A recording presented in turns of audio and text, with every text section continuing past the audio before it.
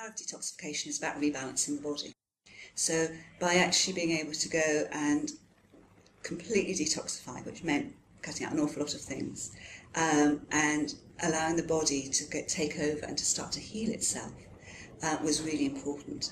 And it's that balance of taking out all the rubbish that you put in our bodies normally, making sure you have all the nutrients that your body needs, so that the cells can really work. And with ME, it's a very unusual illness, and we don't really understand what's going on, but lots of things stop working. So although we can often try lots of different things, and we know that stress can be very impactful, what we need to do is get down to the cell level.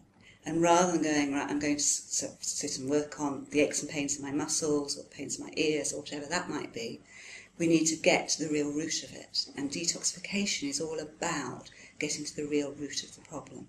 The cellular level, when we're looking at dysfunction and illness, what does the internal environment look like, and what foods are promoting that internal environment, that dysfunctional internal environment? It's going to look not pretty unhealthy. You know, the blood's going to have lots of things in it. It'll be carrying around things like bacteria, pathogens, because the liver isn't being able to detoxify them. The cells are just going to get clogged up, and the cell membranes are meant to, we always draw cells like this, and nice solid line. A cell membrane is meant to be really fluid. The fats in it should be really fluid. And we need to allow things in the cell and out the cell. So what you'll start to see is more energy coming into the lipids that surround the cell membrane to actually allow good things in and the bad things out.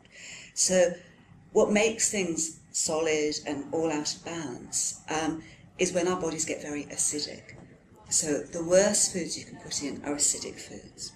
And acidic foods are generally animal protein, with red meat being at the top of the list, but it does include fish, it does include eggs. So you've got your animal protein. Dairy products are acidic. Caffeine's very acidic, alcohol's very acidic, sugar is extremely acidic. So all the things that we know are not particularly good foods are acidic. All vegetables are alkaline, so lots of fruit and vegetables, lots of vegetarian protein that pulses, and really obviously lots of fluid, lots of water, herb teas, things like that, and really alkalizing that body. When you're acidic, that's when the bacteria grow and things get really out of balance. So working on those levels are really important. It is working at a very deep level, both physically and emotionally, and even spiritually for those people that want to go there. And that's the most important thing. So often when we do get these very debilitating illnesses, there's a lot of emotional stuff that's involved as well, either in the lead up to getting ill or actually just where we are at the moment. And if we don't release those, we don't release the toxins, and we won't cure ourselves. So working on both the emotional, the mental, maybe the spiritual and the physical gives a complete cleanse. We get people going home who are told that they look 10 years younger. The whites of the eyes are white and just glow. I often say, and I really do mean it, I feel very humbled working with everybody on detox, because their experiences are so profound. And to be able to, all I am is a facilitator. They do the hard work. But to be able to facilitate that for people and see the changes that they can make, both physically and emotionally, is just extraordinary. It's really fascinating. For me, from my experience, and what I see as well in other people when they make these changes, I do see a certain spiritual emergence. And at the very least, I will rationalise that as us falling in line with our nature, our chemistry being calm and clean, and us interacting with the foods that we should. Yes. How exactly do you see it? I think you've explained it extremely well, actually. I have a little phrase which somebody else said, it's not original, but I don't know who said it originally, that we're human beings, not human doings. We seem to think we should spend our life doing things, and we get just caught up in the doing, and rather than sitting and being. And actually we just don't take enough time to stop, reflect, be peaceful and calm, and think about who we are and what we really want. We get so influenced by other people, the media, all sorts of things, all this impact of information that we have these days, that very often we don't know how to be true to ourselves.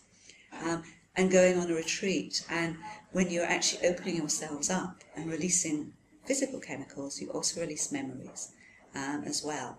And so you can get into this place where you can just get into a real place of harmony and really find your spiritual self. Even if you weren't on a spiritual journey, you'll be quite surprised what can come up, because you just learn to be at peace with yourself and know the things that you can change, or the things that you should change, or the things that you don't want to change. You know, and those are different sometimes from your earliest perceptions of what needs to be done for you. But one of the most important things is actually about self-empowerment, I think. So when you are in that really, really low state, but you're desperate to make a change, it's finding out that there are some little changes that you can make to start getting you on your way. And you don't have to make all the big changes at once. Obviously that's really beneficial, but you can do it in a step process as well. So where for some people it can feel really daunting, and I can't cope, I haven't got the energy, I don't cook, I can't do this, I can't do that. It's trying to change that from I can't to saying, well, what can I do? You know, can't and should are words that I think should be banned. And if we can change that and say, okay, you know, in the place that you are now, what can you do? And you can start to introduce things, and as soon as benefits start to be experienced, then people just start to run away with it and want to do more and more. There are combinations that will work very well for the individual person, and it's finding those combinations. And the nutrition side is going to be very much working on the physical and on the emotions actually as well. They do come together, but actually getting emotional support and really working out what was the trigger that set it off. You know, I could have put the trigger down to I kept getting ill. I had a glandular fever type illness. It wasn't glandular fever, but it was similar. So it was ever so easy to go, that was what it was. But actually, you know, when I'd done a lot of work on myself, I realised it was because I'd been in the wrong career for 20 years. And I was actually doing something that wasn't fulfilling and was actually extraordinarily stressful to myself because it wasn't being true to me. So actually, sometimes it can be hard work to actually look inside yourself and go, what is wrong in my life? Or what happened that has actually brought on the case that my body just wants to go, enough. And then it's unravelling that. But there is always ways to unravel it and find out. So what was it the first thing you did? Was it, did you study and find the solutions in food, or did you raise yourself up with mood first? For me, actually, it was the food came first, but because I found this wacky doctor in Australia when I was living in Australia, who put me on this very strange detox diet. Now I know, and now I am a nutritional therapist, but I know it was very strange, because I don't think he quite knew what he was doing, but basically he did cut out all the wrong things, or the bad foods, if you like. So he put me on this crazy diet, very high doses of vitamins, which he actually injected into me. So it was literally it really was getting into my body, no trying to get it through the digestive tract, which wasn't working terribly well. And I felt fantastic. You know, after quite a short period of time, I actually felt great. And I felt so great that I went back to my bad old world. You know, I thought, this is it, I'm cured. Went back to the job I'd had, working in advertising, marketing, lots of alcohol, went back to smoking. Diet, I think I kept my diet pretty well, but not really as good as I should have done by any means. And then I got really ill again, and in fact that was the worst I'd been through the 12 years that I was ill. I got very, very ill for about 4 years, and that was my wake-up call to say, okay, you know, you've been through this before, why on earth did you want to go through it again? And I really just looked at everything and thought, right, I need to get my nutrition back in line. I need a new life somehow or other. And I decided I wanted to learn a little bit more about how it really all works. And how the body works is actually just absolutely fascinating. It's just mind-blowing. You know, and the more you learn, you realise the less you know. So it is a perpetual journey of learning. But over time, what came together for me was very much, there's the nutrition, but there's the emotions. And so I've done a lot of sort of self-development work and looked at myself and really grown, I hope, you know, and learnt what my needs are and, you know, what I want to be doing in life. And yeah, sharing it is pretty important. It's wonderful. Absolutely